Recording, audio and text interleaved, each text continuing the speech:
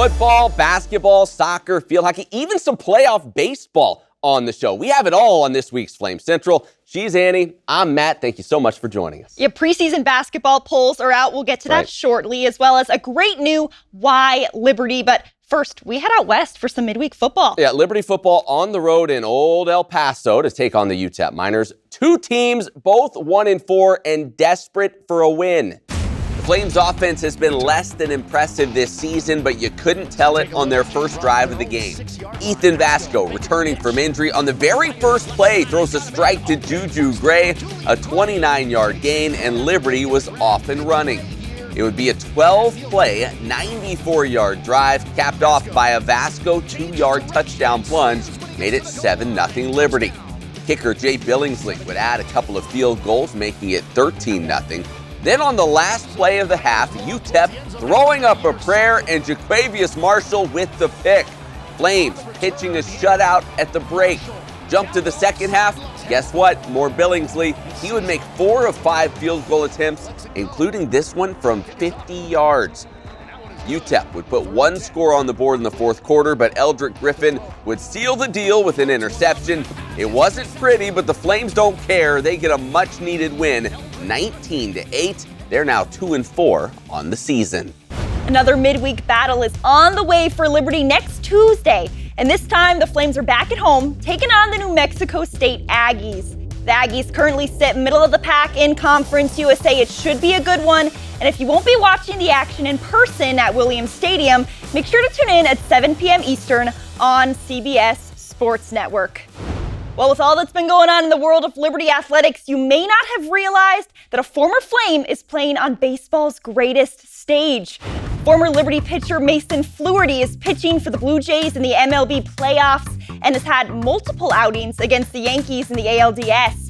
Fluharty becomes just the third Flame to ever pitch in the postseason, joining Randy Tomlin and Sid Bream, and he becomes the first to do it since Bream in 1993. A huge accomplishment in the young career of the 24-year-old reliever.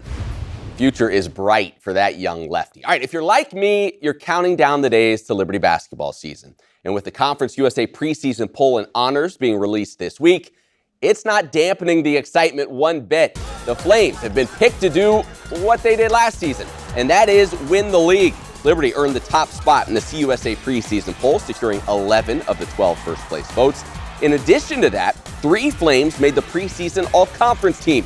Zach Cleveland, Caden Matheny, and Colin Porter, the trio of seniors, were all honored. The Flames begin their season November 3rd against Kentucky Christian. Here's a look at the entire preseason poll. Kennesaw State picked to finish second. That's certainly no surprise. But after that, good luck figuring out how to slate the rest of these teams. Should be a wild year on the men's side with massive roster turnover from a season ago. And on the other side, these Lady Flames almost back on the court after an historic 2025 season. A couple key pieces earning recognition as well. Last year's sensational rookies, LCA products Avery Mills and Emmy Stout, both earning spots on the all-conference preseason team. These two ladies are expected to take on major roles in year 2, and we cannot wait to watch. But hold on, when we look at the Conference USA preseason poll, might be a shock to see that Liberty's been bumped down to number 2. The Lady Texters, they're projected to take the leap this year with a handful of touted new recruits they've added to the roster, while Liberty and Middle Tennessee fall in line right behind at 2 and 3. Well, if you're as excited for hoops as we are, we got some good news for you. You can check out the CUSA Basketball Tip-Off Show airing Tuesday, October 14th at 1 p.m. on ESPN+. I have the honor of hosting this show along with the great Paul Nazigan and Kelly Deo. We will talk to every head coach in the conference and get you ready for basketball season in CUSA. Well, Liberty women's soccer was on the road this past weekend. They were playing at FIU. Some of you might remember that's the same opponent and venue in which the Lady Flames season ended in the Conference USA Championship game a season ago. Liberty perhaps looking for a little payback all these months later. And the coach's kid, Isabella Wiedemeyer, would put her squad out in front. She puts her left foot into it, drives it home for the 1-0 lead. Same score now, late second half. And this time it's Margaret Garner. Liberty leads the league in garners, by the way. She breaks free, scores her first collegiate goal. FIU would find the net once late, but it wouldn't be enough. Liberty goes back to Miami and gets a different result this time. Lady Flames improved to 2-0-2 in CUSA play. Well, Carly Keene has been a welcomed addition to the back line of the Lady Flames soccer team this season. After spending her freshman year at Lehigh University, she felt God calling her to find a new home in the hills of Lynchburg. And when she first stepped into the doors of Liberty's team room, she finally understood the reason why. I think I've grown a lot in my identity. I used to put a lot of how I think about myself in my performance, and if I had a good game, I was on top of the world. Bad practice, bad game, I'm down in the dumps. I was so focused on, I was just school soccer, that's all I did. And it kind of leaves you feeling a little bit empty. So I started praying about it, and ultimately it kind of became clear that I needed to go somewhere else and be somewhere else. I decided to come on a visit here, and I had been kind of struggling with why am I playing soccer?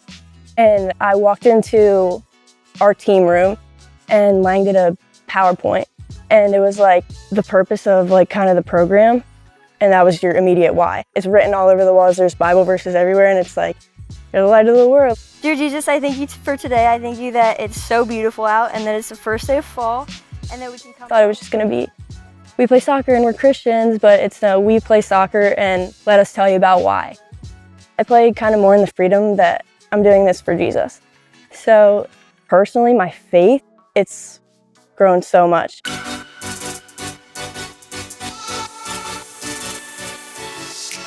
We do chapel, we do so much stuff that helps you grow in your spiritual journey, but also just being surrounded by girls whose faith is so strong has made me look at my own, and I can take the disciplines that they do. They're reading, every morning, they're so disciplined, and it shows in how they love other people, how they love the rest of the girls on the team, the people around them. And it's definitely changed the way my heart is and how I treat other people and how I am with my faith, and it's made me so much stronger. I think you can't fake love for Jesus. The genuine care that I've experienced with the team is that if you're having a bad day, everyone has bad days, but they're gonna share that with you. They're just gonna be around you, and I think that's really rare. When you're around people that view it as a gift to be here, it's so much easier to be present and be authentic.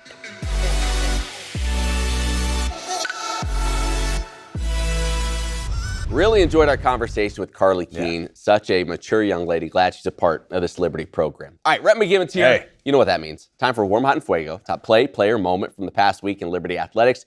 You almost always give us a great theme, Rhett. Do you have one this week? I do. I like to dig in and kind of do a little research, see what will help the lives of everyday Americans. Just thinking of you. Yeah, that's right. This week, National Fluffernutter Day. Okay.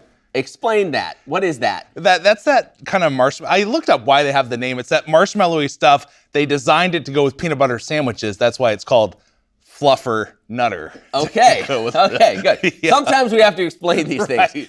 Let's start Nothing inappropriate. Yeah, let's start with warm and give us what you got. Right. Women's soccer. Yeah. There's no tie-ins to Fluffer Nutter. Okay, I just wanted to let you all know. Okay, that's right. I was really curious to see how you were going to do it. I'd be worried. Anyways, women's soccer, third place in the conference right now. A little surprising with all the talent on this team, but they have had some injuries throughout the year.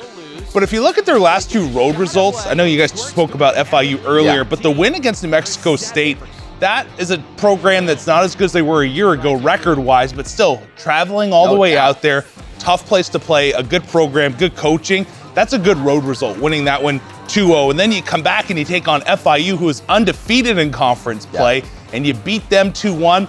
Gives you a little pop and belief that, hey, maybe over the next 4 games and we get some positive results, we can jump into at least the top 2 in conference standings and be good to go for conference championships. And it feels like you're starting to see some other people contribute. Yes. It's not just the Ivy Garner show every week now. Hopefully you're seeing some growth out of some other folks on the squad as well. And Hallie Engel, that's a name that everybody knows. She's been really solid lately. And you look at the goal scorers. You had Margaret Garner scored. Izzy Wiedemeyer. Yeah, exactly. Yes. Thank you, Monteith and Engel, as I mentioned. So this is a group that's starting to get a little bit more scoring than, as you said, just Ivy. Yeah. All right, from warm now, we go to hot. All right, Allie Zealand, a name that you know and love. You could put her on this list every week. I really do think that by the time it's all done, she will be a national champion. Yeah. Before it's all done. So, I'm going to read through this. Exactly. Yeah, it just runs in those bloodlines, man. Right. Repeats as CUSA Women's Cross Country Athlete of the Week. But this is the wild part. Yeah. At the Notre Dame Invitational, she was the runner-up in a field of 180. Wow. All right, so the top two, though, did some damage.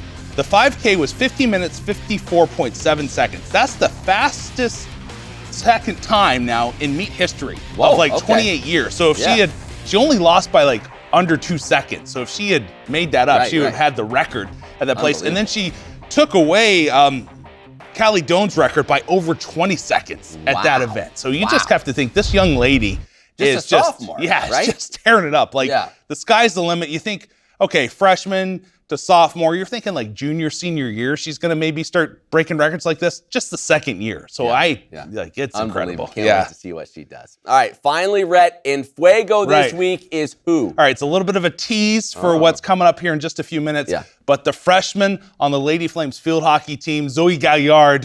from Paris, France. She is just getting it done. 5 goals, a single game program record. Unbelievable. You think with all the talent Liberty's had, somebody would have gotten that many, but no. She had 2 in the first half, and then she had 3 more in the second half, and she was just feeling it. And everybody talks about it.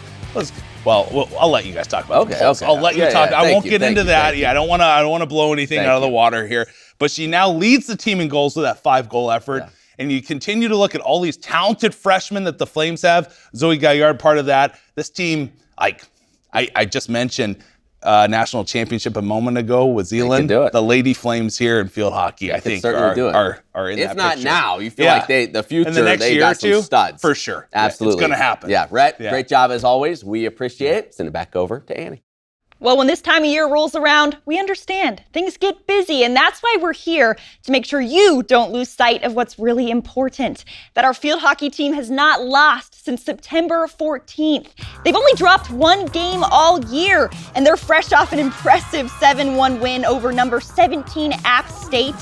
Freshman Zoe Gaillard had the game of her life, scoring 5 goals and setting a new program record for single game scoring. Now, Gaillard and the rest of these Lady Flames, coming off their second-ranked victory of the season, find themselves at number 7 on the board nationally, with 7 games remaining until postseason play at the Big East Championships, and then, hopefully, another deep NCAA tournament run.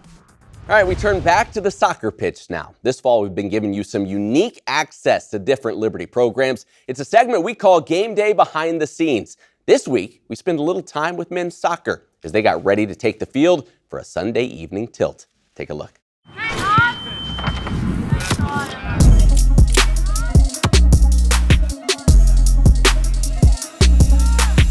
What's up? I'm Lucas, and welcome to Game Day with Liberty Men's Soccer. Tonight we play Houston Christian at 7, but right now we're prepping our bodies and getting a meal in. Honestly, it's really good. I'm not even just saying that just because they're right there. For me, the biggest thing is just the proportions. They gave me so much egg on this sandwich, and I love that. It's not too cheesy. Perfect ratio. It's the best sandwich ever. Thanks for stopping in with us. We'll see y'all in a little bit. Hey guys, I'm Casey McCarthy. I'm Tyler Beck. One of the best things about a Sunday game is we get to watch football before the game. Let's go. And I have our ladies team on. Go Flames. Shout out Sal. You look great out there. Casey here again. The NFL games are unfortunately at halftime now. We still have about 4.5 hours till kickoff, so Bex and I are gonna go get loose and play with some local talent and see what they're made of and see what we can do.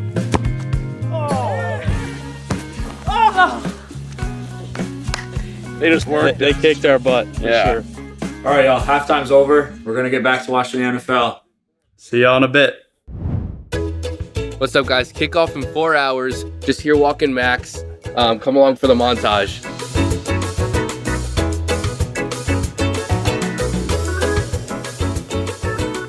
Thanks for coming on the walk with me. See you guys at the game.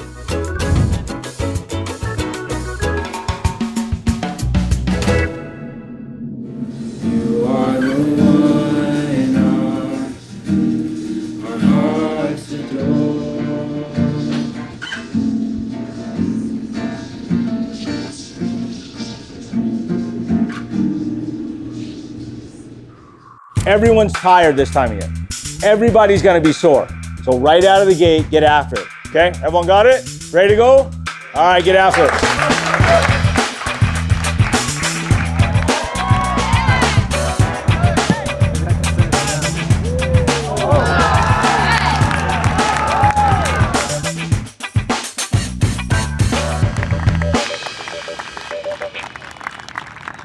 All right, what's up, everybody? My name's Aiden. I'm actually from Houston, so it's a little special getting to play against you guys every single time. For me, I'm somebody who likes to ask, deep questions. I like to ask, what's my purpose? Why am I here? I ask, why is there so much evil in the world? I like to say all those types of questions. And every single time I go out to answer those questions, it always points me back to Jesus. Every single time. And I'm here to testify that when you put your faith in Jesus, it will change your life, not just here, but it'll set you up for eternity with God in heaven. And there's nothing more important than that. Family on 3. 1, 2, 3. Family. So cool to see how men's soccer so bold with their faith. Love seeing that. Well, hey, we're about out of time for this week. Normally, this is where we do our Flames fantasy standings. Our number cruncher's still hard at work trying to figure out we don't work with the best and brightest here. So we'll get those to you next week. Yeah, while you wait for the standings, make sure you check out the new episode of the Flame Central podcast coming out on a Friday this That's right, special day. Or go to libertyflamecentral.com for any stories that you might have missed. For Annie, I'm Matt. Thank you so much for watching. We'll see you right back here next time.